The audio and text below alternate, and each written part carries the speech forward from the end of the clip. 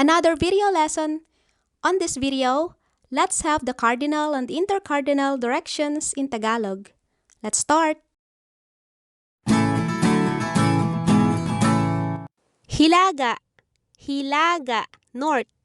Silangan, silangan, east. Timog, timog, south. Kanluran, kanluran, west. Let's now have the intercardinal or ordinal directions.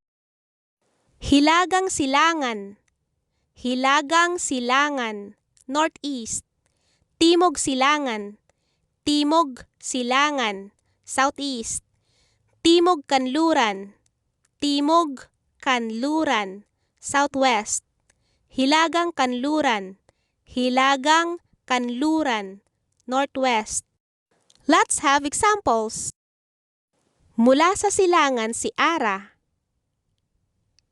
Ang paborito niyang bulaklak ay matatagpuan sa timog. Ang kanluran ay sagana sa paborito niyang prutas.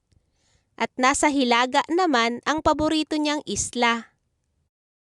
Taga-hilagang silangan si Roy.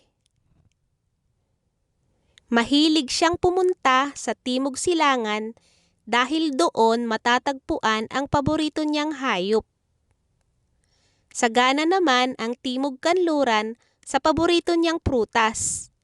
Sa isang isla sa hilagang kanluran nakatira ang ate niya. That's all for today's video. Check the playlist on my channel for more lessons such as Basic Tagalog, Markers, Word of the Day, and affixes. For online lessons or to practice speaking Tagalog, check ITeach International on Facebook or on their website. Links on the info section. Until next time!